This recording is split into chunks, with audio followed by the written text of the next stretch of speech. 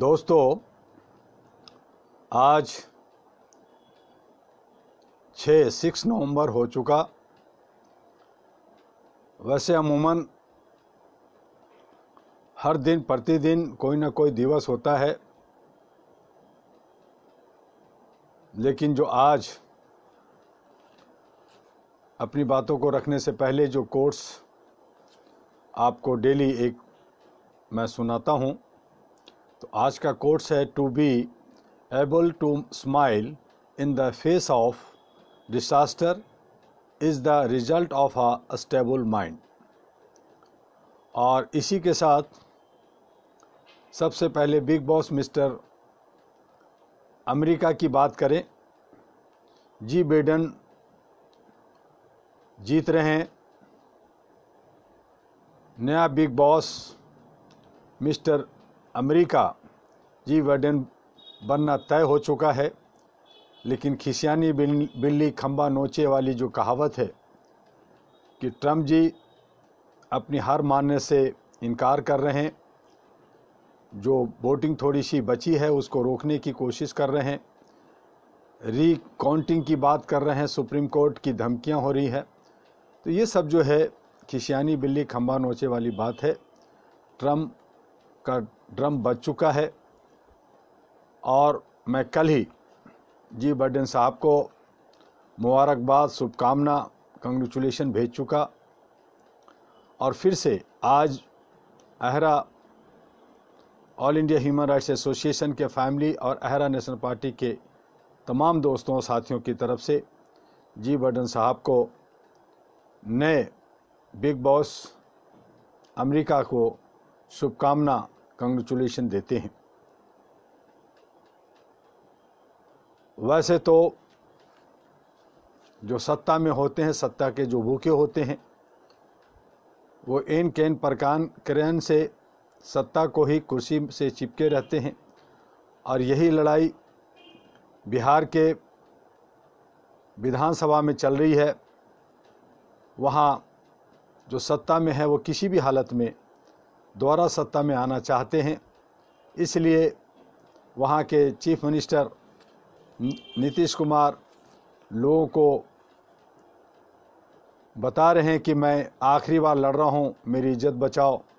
तो ये जो भावनात्मक कार्ड खेला जा रहा है, ये लोकतंत्र के लिए ठीक नहीं। जनता किसे चुनती है, किसे वोट देती है, अब तो 2 चरण हो चुका है, आखिरी चरण कल वोट होगा। और सभी का जो हमारे जनप्रतिनिधि 243 आएंगे, उनका भविष्य उसमें कैद हो चुका होगा और 10 को रिजल्ट आ जाएगा।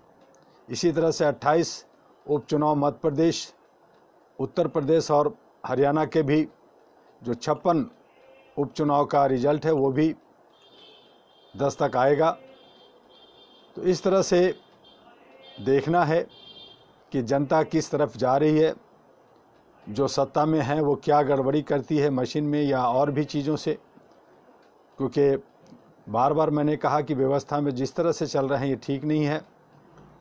और दूसरी तरफ जो गोद मीडिया, पेड मीडिया जो गलत हरकतें कर करके चंद समय में करोड़ों करोड़ का एम्पायर खड़ा करने वाले को ये जनता कभी नहीं पूछा कि तुम ये हजारों हजार करोड़ आया कहाँ से।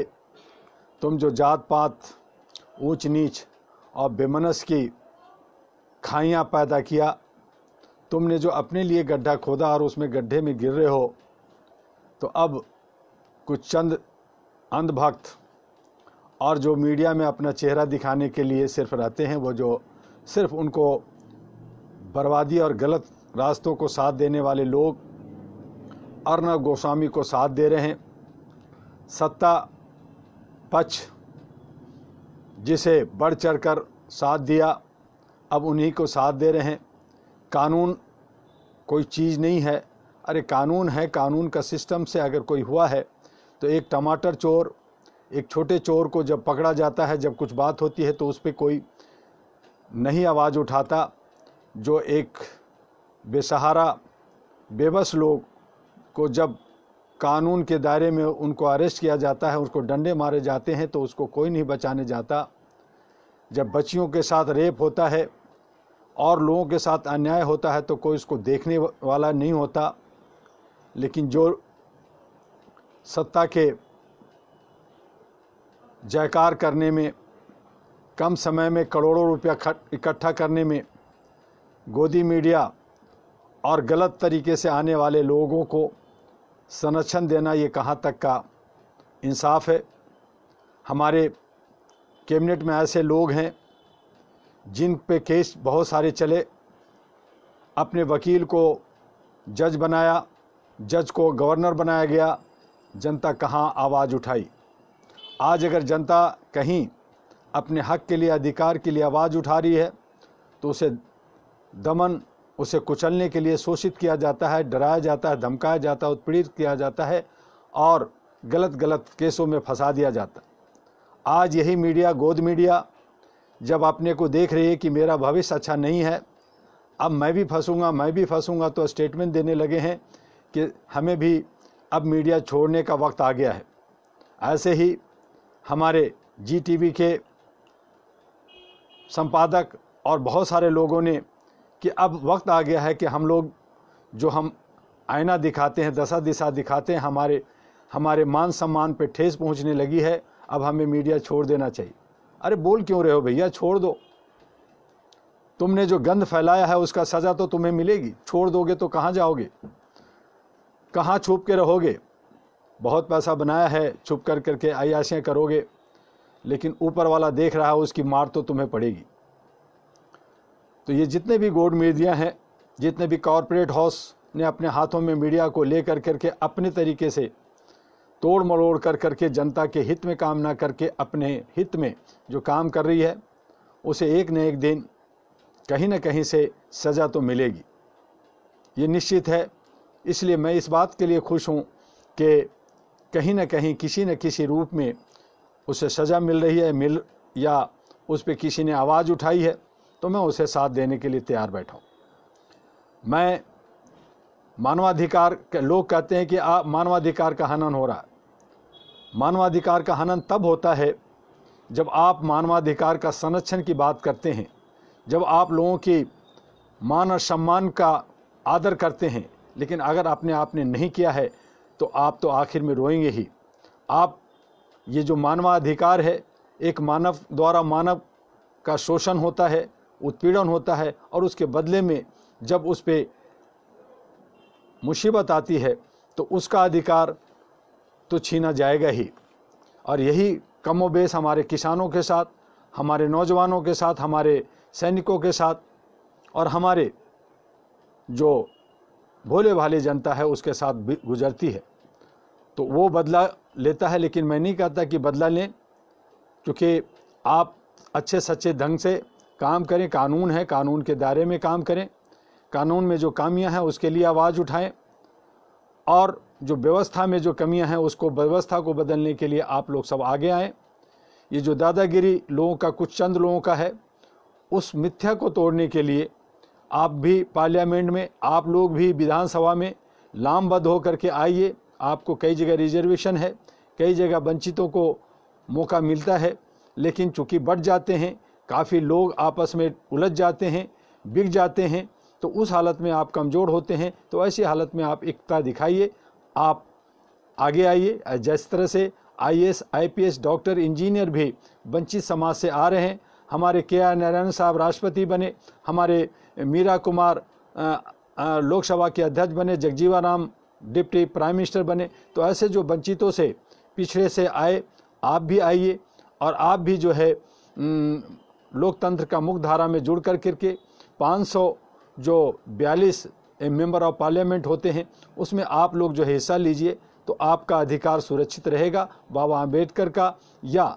जो वंचितों का, शोषितों का जो सपना देखा है वो पूरा हो सकता है। जो सभी लोग मिल कर के, मैं नहीं कहता कि अगड़े लोगों के अधिकार नहीं हैं, उनके भी अधिकार हैं, सभी के अधिकार हैं।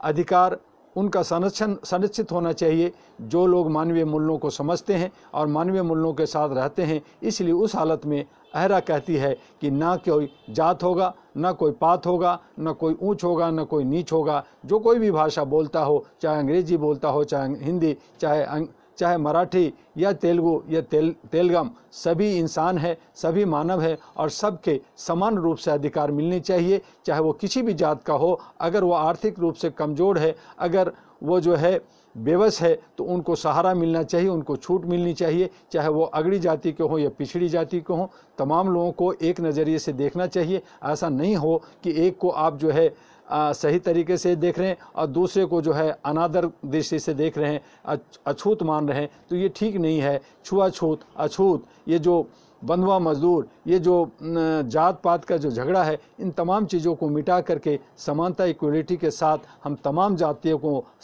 तमाम धर्म के मानने वाले लोगों को आदर करें और जो मजबूत हैं वो नीचे वाले लोगों को मदद करें और नीचे वाले भी अपनी तरीके से आगे बढ़ें। तो इसलिए मैंने कहा कि जो गरीबी हटाओ का जो नारा कांग्रेस रिजीम में दिया गया था, उन चीज़ों को मैं अलग तरीके से कहना चाहता हूं कि अमीरी हटाओ का नारा होना चाहिए। अमीरों का एक सीमा रेखा होनी चाहिए और उस आधार पे सभी को आगे बढ़ने का मौका मिलना चाहिए और इस तरह से हमारा देश आगे बढ़ सकता है। जो लोग चोर उचक्के हैं, जो लोग कॉरपोरेट हाउस को, पहले जो है बहुत सारे कॉरपोरेट वाले चोरी कर करके बाहर गए, वो अब तक क्यों नहीं आए? उनके जो काला धन है वो क्यों नहीं आया? स्विट्जरलैंड बैंक में जितने भी काला धन थे वो क्यों नहीं आया? तो इन पे नज़र रखनी होगी। अब और भी कई कॉरपोरेट हाउस तैयार हो रहे हैं जो अपना पोटली समेट कर करके भागने की तैयारी में लगे हुए हैं, उन पे नज़रें रखें। और इसीलिए मैंने कहा था, भारत सरकार को मैंने लिखा था, मेरे 37 सूत्री मांगों पर नज़र रखें हैं। वो लोग हमेशा पढ़ रहे हैं, पीएमओ ऑफिस में भी उन पे देखा जा रहा है, मुझे खुशी है। लेकिन उसमें एक और मांग मैंने कहा था कि जिस तरह से स्विट्जरलैंड में, जिस तरह से मॉरिशस में बैंक हैं कि वहाँ पे कोडिंग से और वो जो है काला धन जमा होता है, तो इस तरह से ही एक इंडिया में भी बैंक बना दिया जाए। जितने भी काला धन जहाँ भी हैं, अगर वो नहीं निकल पा रहा है या वो कई वजह से आपकी अड़चने हैं, तो यहाँ वो बैंक होगा, उसमें वो सारे पैसा जमा करें। उस तरह से विदेशी लोग भी, जितने लोग जो चोरी उचक्के करते हैं पूरे वर्ल्ड में, वो लोग भी इंडिया में पैसा जमा करेंगे और उन पैसे से हमारा जो इंफ्रास्ट्रक्चर, हमारा निर्माण, जो रोड है, हमारा ब्रिज है, हमारे जो बहुत सारे स्टेडियम बनते हैं, बहुत सारे और भी काम होते हैं, उन पैसों से हो सकता है। और हमें बहुत ही नॉमिनल कम उसको इंटरेस्ट देना पड़ेगा। बहुत सारे लोग जो पैसे डंप हो जाते हैं, नहीं रहते इस दुनिया में, वो सारे पैसे जो है बैंक में जो ख़त्म हो जाता है। जिस तरह से इंदिरा गांधी का पैसा स्विट्जरलैंड में कहाँ गया उसका कोई खबर नहीं, राजीव गांधी का पैसा कहाँ गया पता नहीं, उसी तरह से हमारे पास भी बहुत सारे पैसे होंगे और उस तरह से एक इंडिया जो है बेहतर, स्विट्जरलैंड से भी बेहतर जगह बन सकता है। तो वो उस पर ध्यान देने की ज़रूरत है और इस तरह से हम लोग आगे बढ़ें। हम आज जो सुशासन और मानवाधिकार की किताब पे बार बार हम रोज़ आपको कोट्स दे रहे हैं, क्योंकि ये किताब ख़त्म होने के बाद हमारी दूसरी आतंकवाद, हमारा भ्रष्टाचार और बहुत सारी मानवता पे किताब लिखी हुई है, बहुत सारे हज़ारों मैगजीन्स हैं, उसकी कोट्स हैं। तो वो हम सब बातें आपको समय समय पे देंगे। आप लोग भी अपना विचार देते रहिए और इसी बहाने हम आपसे मिलते हैं रोज़ 1 बजे।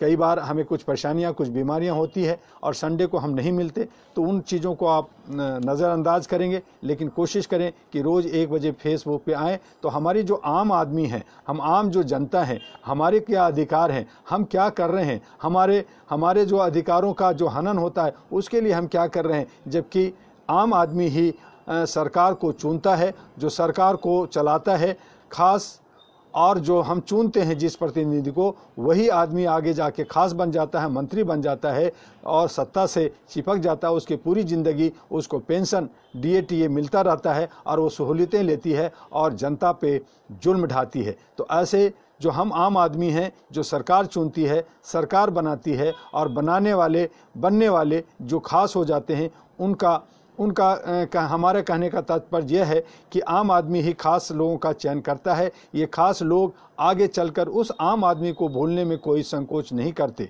जिनके वोटों के बल पर वह जनप्रतिनिधि बने, वे सत्ता में आए। हमारे देश का आम आदमी अत्यंत ही महत्वपूर्ण है। हमारे यहाँ आम आदमी और ख़ास आदमी की परिभाषा क्या है, यह आज तक स्पष्ट नहीं की गई आम आदमी की लोकतांत्रिक प्रक्रिया में भाग लेकर जनप्रतिनिधि बनते हैं, वे सरकारें चलाते हैं। आम आदमी और खास आदमी में इतना अंतर जरूर है कि आम आदमी सरकारों के गठन में महत्वपूर्ण भूमिका है, परंतु सरकारों के क्रियाकलाप या संचालन में आम आदमियों की कोई राय नहीं ली जाती, वहाँ खास लोगों को ज़्यादा महत्व मिलता है। हमारे देश में ग्राम पंचायतें हैं, जिला पंचायतें हैं, इसके बाद राज्यों की विधानसभाएं हैं, तत्पश्चात देश की संसद है। ग्राम पंचायतों में आम आदमी की सीधी भागीदारी होती है, उसी तरह से जिला पंचायतों में भी आम आदमी भी होते हैं, परंतु इन पंचायतों में केंद्र सरकार व राज्य सरकार द्वारा बनाया गया नियम व कानून चलता है, आम आदमी का कानून नहीं चलता। आम आदमी की ज़रूरतें रोटी, कपड़ा और मकान है। मूल रूप से प्रत्येक मनुष्य की यह आवश्यकता है। आज़ादी के 66-70 साल बाद भी हमारे देश में गरीबी दूर करने का दावा करती है। सबको भोजन देने के अधिकार का कानून बनाकर अपनी ही पीठ सरकार थपथपाती है। उसी तरह से शिक्षा को मूल अधिकार से जोड़ देने पर सरकार इतराती है।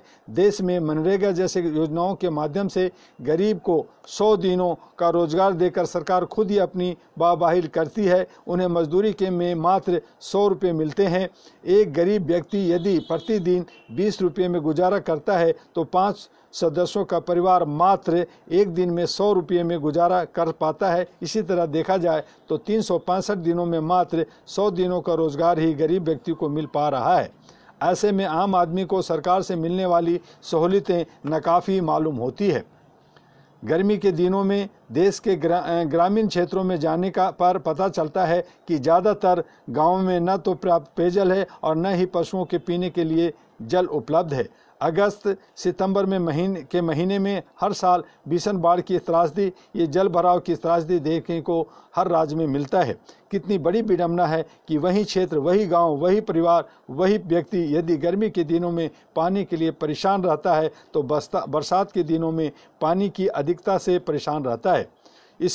इसे आम आदमी की त्रासदी ही कहा जा सकता है। इसके साथ बरसात के दिनों में गाँव की तमाम पगडंडियों बह जाती है या ग्राम पंचायतों द्वारा जो खंडंजे बिछाए जाते हैं वह पूरी तरह से क्षतिग्रस्त हो जाता है तथा भारी भरकम बजट से बनी विभिन्न योजनाओं के अंतर्गत बनने वाली सड़कों भी बरसात के बाद टूटी फूटी नज़र आने लगती है। जिन सड़कों पर पानी जमा हो जाता है उन पर यदि वाहन चलते हैं तो उन सड़कों की ऊपर की परत बुरी तरह उखड़ जाती है। धीरे धीरे सड़कों पर गड्ढे बनने लगते हैं। इसके बाद कुछ समय बाद फिर उन्हीं सड़कों के लिए ठेकेदार, अफसर व तथाकथित खास आदमी मिलकर फिर से वही सड़कें बनाने का ठेका लेते हैं। यह प्रक्रिया बार बार दोहराई जाती है। इसके साथ ही सरकारें खजाने पर भारी बोझ पड़ता है। तमाम योजनाएं आदमी के कल्याण के नाम पर बनती है, पर ये योजनाएं रिश्वतखोरी की वजह से लंबे समय तक लटकी रहती है।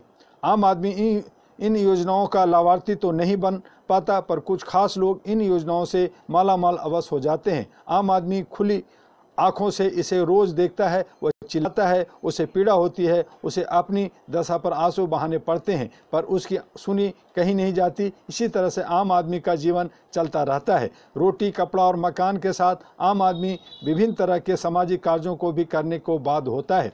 उसे बच्चों की पढ़ाई लिखाई, बेटियों की शादी पर भारी रकम खर्च करनी पड़ती है। साथ ही बीमारी का इलाज भी उसे कर्ज लेकर करना पड़ता है। जीवन भर सुविधाओं के लिए तरसता रहता है। कभी वह खेती के लिए कर्ज लेता है तो कभी लड़की की शादी के लिए। जीवन भर वह कर्ज के भंवर में डूबा रहता है। उसकी पीढ़ी दर पीढ़ी इसी आस में जीती है कि कभी न कभी तो अच्छे दिन आएंगे। मेरा अपना मानना है कि आम आदमी ही भारतीय समाज की रीढ़ है। गांव और शहरों में रहने वाला आम आदमी ही भारतीयता के झंडे को उठाए रहता है। आम आदमी की और ज़रूरतें भी हैं। उसे वह अपने बच्चे को अच्छी शिक्षा देना चाहिए, परंतु उसकी इतनी ज़्यादा सामर्थ्य नहीं होती कि वह उसे अच्छी शिक्षा दे सके। बच्चों को पढ़ाने के लिए बैंकों से कर्ज लेते हैं और उस कर्ज की भरपाई कैसे की जाती है वह आम आदमी ही भली भांति जान सकता है। आज हर व्यक्ति को रोटी, कपड़ा और मकान सही मायने में मिले, इसकी व्यवस्था की जानिए। कानून में बहुत से प्रावधान हैं, परंतु उसका फ़ायदा आम जनता को नहीं मिल पाता है। कानून ऐसा बनना चाहिए कि जो भी व्यक्ति इस देश का मतदाता है, इस देश को टैक्स देता है, इस देश का नागरिक है, उसे निश्चित रूप से मकान मिलना चाहिए और उसे इतना पारिश्रमिक या मजदूरी मिले जिससे उसके परिवार का भरण पोषण हो सके। इसके साथ ही समाज में इज्जत से जीने के लिए उसे इतने पैसे जरूर मिलने चाहिए जिससे वह बच्चों को ठीक से रख सके और उन्हें सही दिशा दे सके। मेरा यह भी मानना है कि भारत में शिक्षा चिकित्सा की सुविधा मुफ्त होनी चाहिए। जो भी लोग शिक्षा और चिकित्सा हेल्थ से जुड़कर अपनी दुकानदारी चलाते हैं उनके खिलाफ कठोर कार्रवाई की जानी चाहिए, तभी आम आदमी को सही मायने में न्याय मिल पाएगा। आम आदमी को समाज में अपनी प्रतिष्ठा बचाए रखने के लिए भी दो चार होना पड़ता है। बेटे बेटियों की शादियों के लिए कर्ज लेना पड़ता है, तीज त्योहारों में खर्च करना पड़ता है, बच्चों के जन्म लेने पर तथा अन्य धार्मिक क्रियाकलापों पर भी आम आदमी अपनी प्रतिष्ठा के लिए खर्च करने को मजबूर होता है। यहाँ पर सामाजिक संगठनों का दायित्व बनता है कि वह समाज में व्याप्त कुरीतियों को दूर करने के लिए और गंभीरता से प्रयास करें तथा जो व्यक्ति विवाह जैसे समारोह में सामाजिक प्रतिष्ठा के लिए रकम खर्च करने के लिए मजबूर होते हैं उन्हें समझाया जाना चाहिए कि यह दिखावा है, इससे कोई फायदा नहीं है। यह सिर्फ एक व्यक्ति के करने से नहीं होगा। जब समाज के सभी लोग झूठी शान शौकत से बाज आएंगे तो निश्चित रूप से लोग कर्ज नहीं लेंगे, पैसों को बच्चों की पढ़ाई लिखाई स्वास्थ्य व रोजी रोजगार पर खर्च कर सकेंगे। इसके लिए सरकार को भी सिर्फ कानून बना देने से अपने कर्तव्यों की इतिश्री नहीं मान लेनी चाहिए, बल्कि उसे भी आम आदमी को कुरीतियों से बचाने के लिए सहयोग देना चाहिए। सबसे पहले यह तय किया जाना चाहिए कि आम आदमी की श्रेणी में कौन आता है।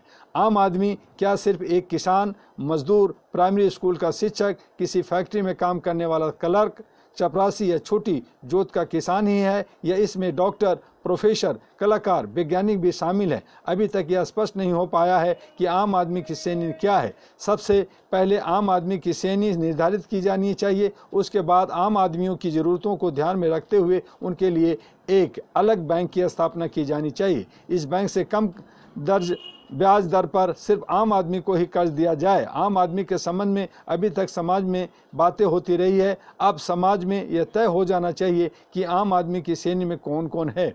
जिन्हें आम आदमी कहा जाता है वास्तव में वे कौन हैं? यदि हमसे पूछा जाए तो मेरा मानना यही है कि 4 से 5 व्यक्ति पहले परिवार में यदि 20 से 25 हज़ार रुपये महीने की कमाई आती है तो वह निश्चित रूप से आम आदमी माना जाना चाहिए। मेरी समझ से आम आदमी का निर्धारण आर्थिक आधार पर किया जाना चाहिए। 25 हज़ार से ऊपर पाने वाले व्यक्ति को आम आदमी की श्रेणी से बाहर किया जा सकता है। मेरा यह सुझाव है, इस संबंध में व्यापक विचार विमर्श के बाद ही निष्कर्ष पर पहुंचा जाना चाहिए। बेहतर होगा कि इस मामले पर समाज व विधानसभाओं व संसद में गंभीर बहस करके निष्कर्ष पर पहुंचा जाए तो बेहतर होगा।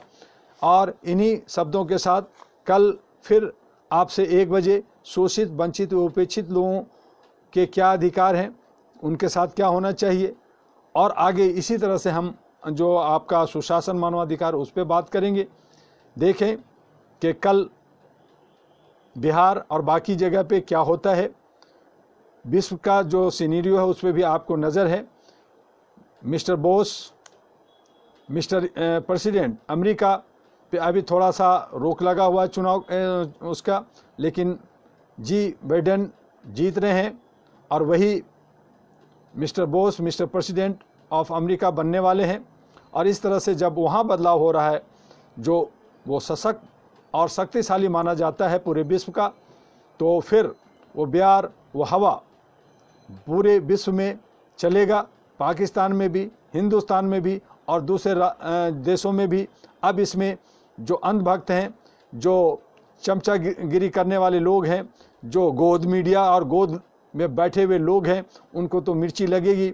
भारत को भी सतर्क रहना होगा। भारत के लोग अब जागरूक हो गए हैं और उसे जागरूकता और भी हमें देने की ज़रूरत है। और इसीलिए आइए all India human rights association AHRA के साथ कंधे से कंधे मिला करके एक ह्यूमन चैन बना करके हम लोग सभी को जागरूक करें और एक समानता एकता के साथ बिना किसी भेदभाव का, बिना किसी रोक रोकाव का हम सभी राज्यों में काम करें और पूरे विश्व में, चूँकि हम पृथ्वीवासी हैं और यही मानते हुए अपने को आगे बढ़ें।